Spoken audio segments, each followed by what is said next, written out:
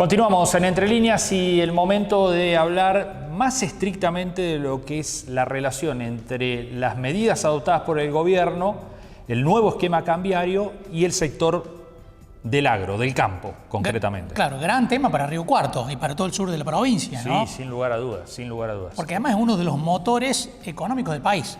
Sí, y sobre el que hay mucha expectativa, especialmente en torno a la capacidad de liquidación que pueda llegar a tener en las próximas semanas, que hay buenas expectativas en torno a esto, después de lo que ocurrió, te diría desde fines de marzo, donde empezó a ralentizarse de alguna manera el ritmo de liquidación de granos, esperando muchos estas medidas que finalmente llegaron, ¿no? Esperaban alguna novedad en el tipo de cambio un poco más alto, bueno, por eso empezaron a pisarse de alguna manera las liquidaciones, cosa que se sintió al mismo tiempo que se aceleraron las importaciones, aprovechando lo que creían que iba a ser un dólar barato, ¿no? Según Gonzalo Augusto, esta dinámica puede cambiar, ¿no? Así es, a partir de ahora y de las nuevas reglas de juego. Escuchamos lo que nos decía Gonzalo Augusto de la Bolsa de Cereales de Córdoba. La verdad, Gonzalo, que era una de las medidas más esperadas, no solamente para el agro, sino para toda la economía en general, porque ya se está convirtiendo en un escollo para el crecimiento económico, o sea, el hecho de tener cepo te limita inversiones, limita que el crecimiento, por ejemplo, del valor de los bonos, de las acciones de las empresas argentinas. Obviamente, si vos sos extranjero y querés invertir acá, con un cepo no lo vas a hacer. Obviamente ahora esto no cambia de un día para el otro, sino que se tienen que dar otras reformas estructurales, pero es un primer paso y es muy importante. Y algo que también la mayoría no esperamos que se diera en este periodo, que todos pensamos que se iba a hacer después de las elecciones, pero el gobierno adelantó la jugada y obviamente en un momento donde también hay un ingreso adicional de dólares de la cosecha. Bueno, hay una serie de cuestiones que podrían llevar a tranquilidad a los mercados, pero lo vemos como una medida muy importante. Gonzalo, ¿no le quedó otra al gobierno que pensaba sostener el crawling peg a 1% hasta las elecciones para llegar tranquilo? Ahora entran en una zona de riesgo con respecto al índice de inflación, por ejemplo. Bueno, yo creo que es un mundo muy importante, Marcos, que el contexto internacional está siendo adverso, la moneda se deprecia en el resto del mundo, el efecto Trump la verdad que fue muy fuerte y eso, vos al tener un tipo de cambio prefijado al 1%, la verdad que estás atado de pie y mano para poder corregir la política cambiaria. Algo que tenía y que tiene el gobierno como una fortaleza muy importante es el superávit fiscal, que la verdad que eso sí es una herramienta donde le permite dar previsibilidad, pero el tipo de cambio con el crawling peg del 1%, la verdad que estaba atado y no tenía margen de maniobra. Hoy sacando el cepo puede permitir que se corrija y que se vaya fluctuando. Y yo creo que la idea del gobierno con esto es que el dólar pueda fluctuar y que no se traslade a precios, ¿sí? Porque también hay una cuestión de que hay menos peso en la economía.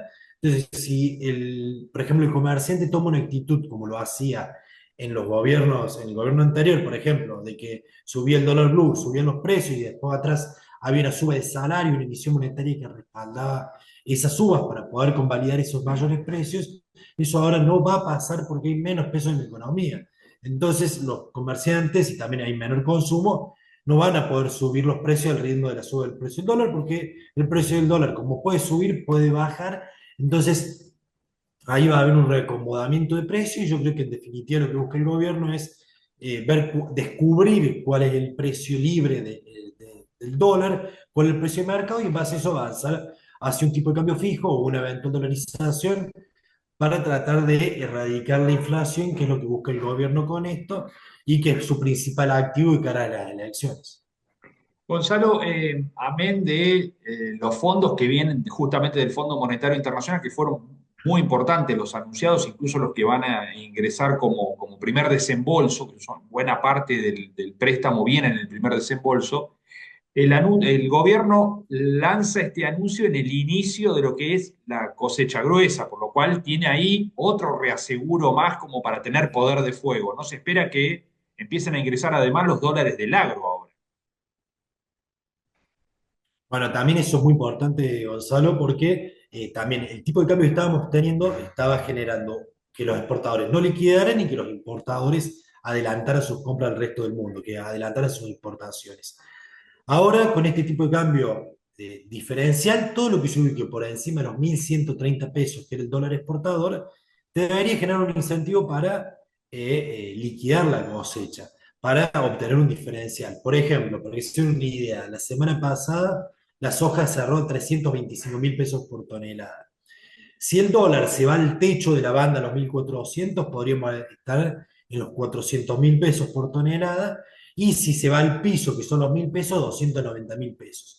Quiere decir que es probable que nos ubiquemos entre medio, unos 1.200 pesos, lo cual te generaría un precio mayor al que tuviste la semana anterior. Y en un contexto donde tenés un Brasil que está entrando con la cosecha fuertísimo, entonces que no hay demasiadas perspectivas alcistas, es un momento donde el productor obviamente se lo va a definir el productor en sí, si quiere vender o no, pero que tiene mayores incentivos a poder liquidar, y generalmente, más allá de las condiciones macroeconómicas, se liquida entre el 40 y el 45% de la cosecha de soja en mayo, por una cuestión de que hay que pagar servicios, hay que pagar distintos insumos, entonces se va a liquidar por una cuestión estacional, entonces va a haber un ingreso adicional de dólares producto de la cosecha de soja, sumado a estos dólares del fondo, también lo que son las exportaciones del complejo petrolífero que se van a ir incrementando mes a mes. Entonces, yo creo que eso es lo que ha puesto el gobierno, y que la depreciación del dólar, que muchos sectores hablaban la semana pasada, es poco probable que se convalide y que tengamos un tipo de cambio que pueda oscilar entre los 1.100, 1.200 pesos, en torno al centro de esa banda que el gobierno fijó. Esto internacional también es un condicionante muy fuerte para el productor para decidir estrategias, teniendo en cuenta que parece un tembladeral que no se sabe para dónde sale, ¿no? Bueno, yo creo que eso también hay mucha incertidumbre, y que todos estamos expectantes de qué puede llegar a pasar. Nosotros lo principal es que el tema agroexportador somos competidores con Estados Unidos, ¿sí? No es que le tenemos que vender a Estados Unidos, entonces esos aranceles nos pueden incidir a nosotros.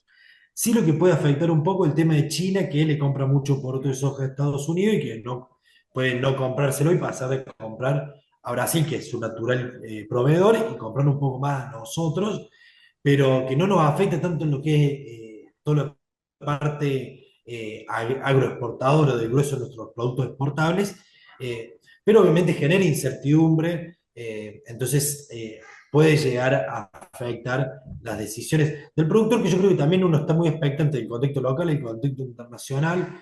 El precio de la soja ha venido bajando, hace un par de semanas estamos en 340.000 pesos por tonelada, hoy estamos en 325.000 pesos por tonelada. Entonces también el productor que tiene la soja, que la traía la campaña anterior, dice, bueno, si bajó, espero que suba más o no la vendo, no la vendo. Entonces yo creo que hay muchas variables a analizar, pero el contexto internacional, más allá de lo de Trump, tenemos un Brasil, como decía anteriormente, que está ingresando con una cosecha récord de soja, entonces soja en el mundo hay.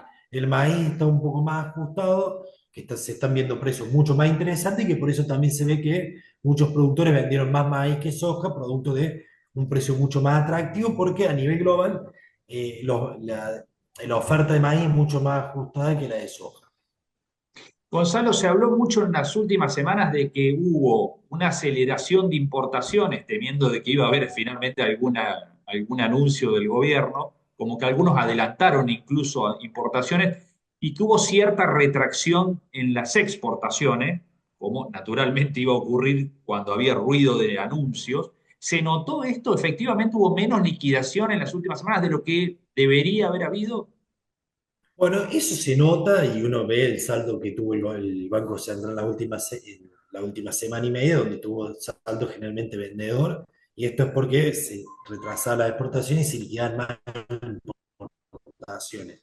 Por eso es lógico que a partir de esta semana empecemos a ver que ese saldo se revertiría, y que el Banco Central empezaría a comprar dólares en este contexto, porque se empezarían a dinamizar más las importaciones. Además, también hay una cuestión que sí, hoy puedes llegar a empezar a vender productos, pero si vos te demoras, capaz que ya no alcanza a tener un tipo de cambio competitivo como el que podés llegar a tener hoy, donde el mercado puede abrir en 1.300, 1.350 pesos por dólar. Entonces tendrías un precio bastante atractivo para vender, que si no lo haces te va a empezar a tener precios más bajos. Entonces yo creo que eso se va a ir acomodando en las próximas semanas y que podamos empezar a ver un saldo comprador, producto de que haya una normalización en la liquidación de exportación y, como te decía antes, también una cuestión estacional donde empiezan a llegar los buques para poder cargarse con soja o harina y aceite de soja, y esos buques necesitan ser comprados y necesitan ser liquidados esos dólares para poder llenarlos. Entonces también una cuestión estacional que eso va a generar ese ingreso de dólares. Claro, bueno, los más optimistas dicen, como ahora se va a revertir eso que venía ocurriendo de importaciones y exportaciones, y ahora va a haber un poco más de exportaciones y tal vez un poquito menos de importaciones, la presión al dólar va a ir a la baja, ¿no? Como mencionabas vos, que posiblemente se ubique en la zona central o tal vez incluso un poquito menos. Por supuesto, todo atado a ver cómo evoluciona, pero en la teoría, ¿podría ocurrir esto?